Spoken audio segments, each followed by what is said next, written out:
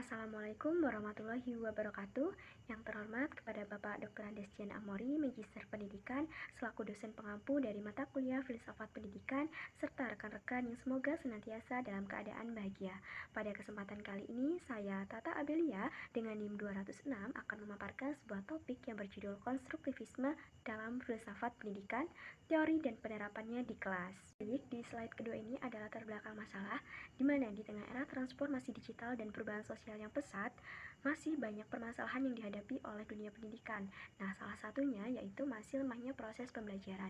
Menurut Hayat dan Anggraini dalam Isyuan Maulana dan Leonardo 2018, di mana siswa kurang didorong untuk mengembangkan kemampuan berpikirnya, sementara guru-guru masih menerapkan metode mengajar secara tradisional yang berorientasi pada pengukuran kognitif siswa saja.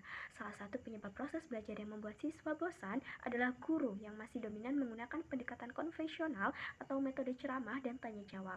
Dari permasalahan tersebut, salah satu upaya yang bisa dilakukan guru dalam meningkatkan kualitas pembelajaran adalah dengan menerapkan teori konstruktivisme. Kemudian, di sini ada rumusan masalah dan tujuan, di mana rumusan masalahnya yaitu yang pertama, apa sih pengertian dari konstruktivisme? Selanjutnya ada apa saja kelebihan dan kekurangannya. Yang ketiga ada apa saja prinsip-prinsipnya. Dan yang terakhir adalah bagaimana penerapan teori konstruktivisme di dalam kelas. Sedangkan tujuannya adalah untuk mengetahui pengertian dari konstruktivisme sendiri, untuk mengetahui kelebihan dan kekurangannya, untuk mengetahui prinsip-prinsipnya, dan yang terakhir untuk mengetahui penerapan teori konstruktivisme di kelas. Kemudian di sini ada pengertian dari konstruktivisme. Nah, setelah membaca pengertian konstruktivisme dari berbagai ahli, saya menyimpulkan bahwa konstruktivisme merupakan suatu teori yang menyatakan bahwa pembelajaran ditekankan pada peran aktif siswa dalam menciptakan dan mengembangkan pengetahuan serta pemahamannya sendiri, di mana dalam teori ini guru hanya berperan sebagai fasilitator.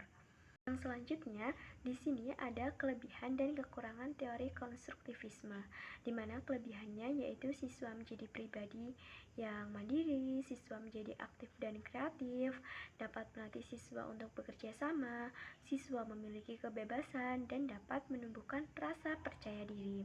Sedangkan kekurangannya yaitu yang pertama, hasil konstruktif itu tidak cocok dengan ahli sehingga menimbulkan miskonsepsi. Yang kedua, teori ini menanamkan supaya peserta didik membangun pengetahuannya sendiri. Hal ini pasti membutuhkan waktu yang relatif lama bagi siswa yang malas.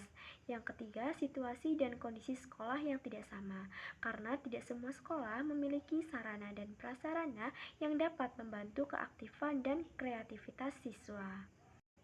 Baik, di slide ini ada prinsip-prinsip utama dari teori konstruktivisme.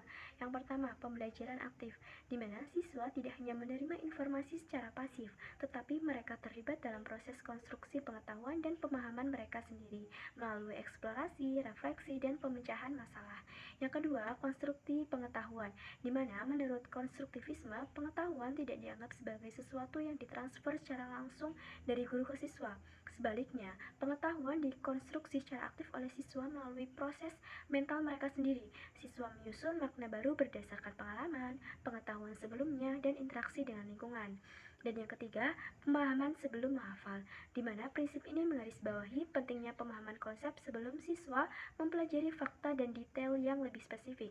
Yang keempat, konteks dan pengalaman nyata, di mana konstruktivisme menekankan pentingnya konteks dan pengalaman nyata dalam pembelajaran.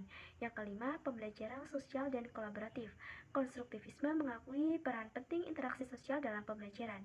Kolaborasi antara siswa, diskusi kelompok, dan interaksi dengan orang lain membantu dalam membangun pemahaman baru dan memperluas pengetahuan. Dan yang terakhir, refleksi dan pemikiran kritis. Konstruktivisme mendorong siswa untuk merefleksikan pemahaman mereka dan melibatkan pemikiran kritis dalam proses pembelajaran. Kemudian, di pembahasan terakhir ini ada penerapan teori konstruktivisme di kelas. Menurut Sujarwanto tahun 2016, langkah-langkah yang bisa diambil dalam menerapkan teori konstruktivisme di kelas yaitu yang pertama adalah tahap pengetahuan awal, di mana pada tahap ini siswa didorong untuk mengungkapkan pengetahuan awal tentang konsep yang akan dipelajari. Guru dapat memancing dengan pertanyaan-pertanyaan yang berhubungan dengan fenomena kehidupan sehari-hari yang mengkaitkan konsep yang akan dibahas. Yang kedua ada tahap eksplorasi, di mana pada tahap ini siswa diajak untuk menemukan konsep melalui penyelidikan, pengumpulan data, dan penginterpretasian data melalui suatu kegiatan yang dirancang oleh guru.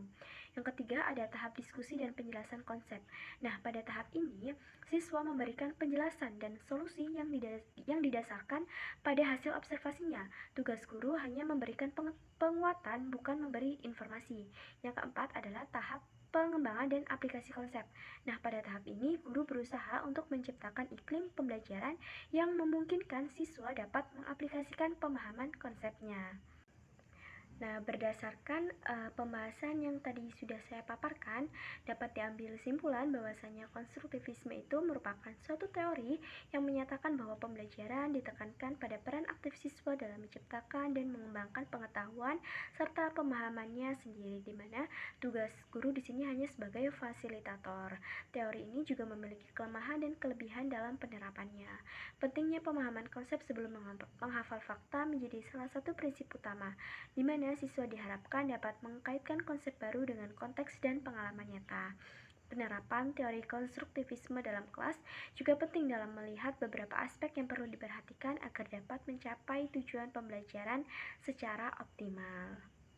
Baik teman-teman semua, mungkin itu saja penyampaian materi yang bisa saya sampaikan. Semoga apa yang saya sampaikan dapat bermanfaat bagi kita semua.